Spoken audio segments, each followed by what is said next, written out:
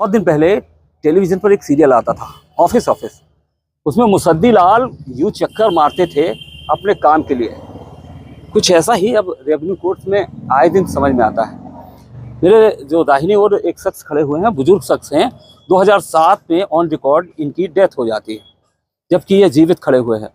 इनकी जो ज़मीन थी, इनके 4 बच्चे होने के बावजूद इनको फौत दर्शाकर इनकी ज़मीन किसी और के नाम नामांतरित कर दी जाती है। 2007 से लेकर अब तक का अरसा इस सरकारी दफ्तरों में चक्कर कटवा रहा है और ये शख्स ये साबित करने के लिए जद्दोजहद कर रहा है कि साहब मैं जिंदा हूँ।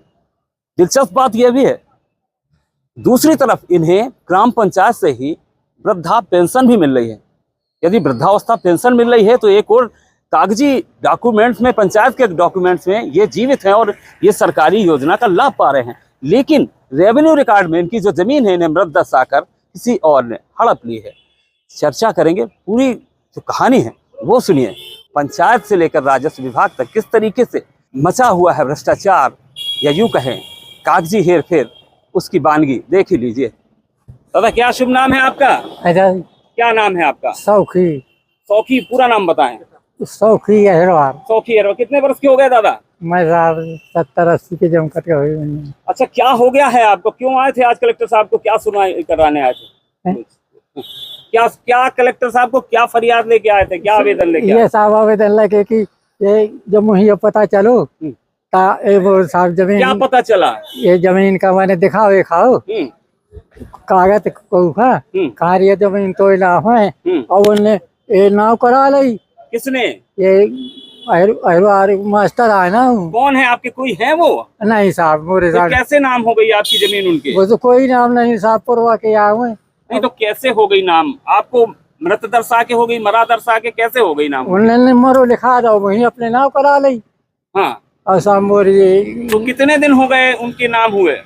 उनके साथ 2007 के। तो आपके तो बच्चे भी हैं, अगर आपको मृत दिखाते तो आपके बच्चों के नाम होनी चाहिए थी, दूसरे के नाम कैसे हो गई? तो उन्होंने मुझे मरो लिखा था ना, वो कहते हैं को है नहीं है और आपके वारिस बन गए वो जबरदस्ती? जबरदस्ती तो बना जाएगा। अच्छा, फिर उसके बाद से अब तक आपने कहाँ कहाँ सुनाया है? साहब मैं तो ये सुना हुआ कहा तो ये सोचे देखा हुआ है और तो नहीं था लायक ना पढ़े। 2007 से और 2025 चल रहा है, आप ये साबित कर रहे हो कि मैं जिंदा हूँ? हाँ। अभी तक कुछ नहीं हुआ? हाँ हाँ। इनके बारे में मैंने कहते कि साहब वो जमीन दिवा दी जाए और वही ना पढ़ो ना लिखो ना जिंदा कर दो हमें कागज। जिंदा से दिया ना, वही पढ़ो ना लिखो ना, वही पता है ना पढ़े हैं ना लिखे हैं। ना। दिलचस्प बात ये देखिए ना कि इनके वारिस होने के बावजूद किसी दूसरे शख्स में कैसे नाम हो गए। इसमें मृत्यु प्रमाण पत्र भी बाकायदा जारी किया गया है। ये बुजुर्ग इसी तरीके से अपनी लाठी के सहारे किसी न किसी को लेकर के और जन सुनवाई के और सरकारी दफ्तरों के चक्कर काट रहे हैं। वकील साहब इनके हमारे साथ मौजूद हैं, इनसे भी बात कर लेंगे। क्या शुभ नाम है सर? मेरा नाम महाप्रसाद अहरवार है। क्या पूरा मामला है, जरा एक्सप्लेन करिए दादा। ये हमारे रिश्तेदार हैं। इनकी जो कागज मैंने देखे तो इनके कागजों में ये इनको मृत घोषित पाया गया कि 2007 में फर्जी एक मृत्यु प्रमाण पत्र बना करके उसमें फर्जी बसी जो उनका सिजरा होता है खानदान का, लावल्द फौज करके, यानी कोई वारिस नहीं, कोई वारिस नहीं, लावल्द फौज करके देवी दिन पिता महकू के नाम अपनी जमीन उसकी। जबकि इनके कितने बच्चे हैं? इनके 4 बच्चे हैं और जिनकी सभी की शादी कर चुके हैं। 2 बच्चियां 2 बच्चे हैं, लेकिन उसमें इनका कोई रिकॉर्ड नहीं किया। इनको दस्तावेज थे उनमें मृत घोषित करके उनकी जो जमीन थी इनकी, आज भी उनके पास एक भी जमीन नहीं है। जमीन है 1.5 बीघा उनके नाम जमीन है, फिर भी उनको पता नहीं कि मेरी जमीन कहाँ पर है, मेरे नाम है कि नहीं है, उनको पता नहीं, क्योंकि वो पढ़े लिखे नहीं है। जैसे जैसे हमारा रिश्ता वहाँ पे हुआ, हमने उनके कागज देखे और जमीन के बहुत उनके राशन कार्ड वगैरह सभी मैंने वोटर कार्ड, वोटर लिस्ट और उनका जो 1965 का मैंने उनका राशन कार्ड भी देखा तो तभी वही सौखी पिता कंदी के नाम निकला। तभी मैंने उनको सभी दस्तावेज लेकर के फिर मैंने अभी उनकी अपील करवाई है। अपील में उनकी सुनवाई चल रही है, देखते हैं क्या होता है उसमें, क्या डिसीजन होता है, क्या नहीं होता है। दस्तावेज पेश किए उन्होंने अपील में अपनी तरफ? मैंने अपील में उनकी जो आपने क्या ग्राउंड दिया अपील में? मैंने अपील में ये पेश किया है, उनका जो वोटर कार्ड है, परिचय पत्र, उनका आधार कार्ड है, उनकी समग्र ID है, उनका 1965 का राशन कार्ड है और उनकी जो भूमि ऋण पुस्तिका है और उनकी जो नकलें हैं इत्तेफाक में नहीं मिली।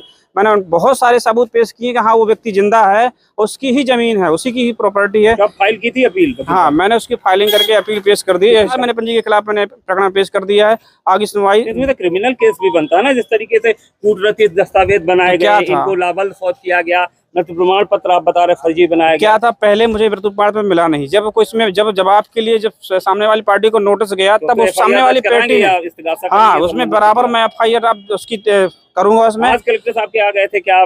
कहाँ कलेक्टर साहब के यहाँ, कलेक्टर साहब के यहाँ हमने आवेदन दिया है। कलेक्टर साहब ने उनको तत्काल अपने संज्ञान में लेते हुए उन्होंने जल्दी से जल्द निराकरण करने के लिए उन्होंने बताया है। उन्होंने कह रहे हैं कि हम इनकी जांच करवा के तत्काल इनकी बात सुनेंगे हम और इनकी कार्रवाई करेंगे। विभागीय अधिकारी के यहाँ चल रहा है, अगर वहाँ से इत्तेफाक से खारिज होता है तो मैं सिविल में दावा करूंगा, प्लस में FIR भी करवाऊंगा। 420 में और 467 में जाके FIR भी होगी, बाकायदे सिविल में दावा ठोकूंगा कि हाँ मैं व्यक्ति जिंदा हूँ, मेरी ही जमीन है, इसके खिलाफ मैं उनके साथ खड़ा हूँ क्योंकि वो मेरे रिश्तेदार हैं। इनका आरोप यही है कि किस तरीके से 2007 में इनकी जो जमीन थी वो फर्जी तरीके से किसी दूसरे व्यक्ति ने, जो दूर दूर तक इनका रिश्तेदार भी नहीं है, लावल्द फौत करके इन्हें हथिया ली है। ये व्यक्ति न्याय की गुहार लगाते हुए हर बार यही कह रहा है कि साहब मैं जिंदा हूँ, मेरी ज़मीन मुझे दिलवा दो, क्योंकि मैं अकेला नहीं, मेरे 4 बच्चे भी हैं। बुंदेलखंड 24/7 के लिए छतरपुर से राजेंद्र सिंह। खबरों की दुनिया से लेकर संघर्षों की कहानी तक, क्षेत्रीय खबर और संस्कृति के संग बुंदेली माटी से बना एक अंग। बुंदेलखंड 24/7, स्वतंत्र बुंदेलखंड, सफल बुंदेलखंड।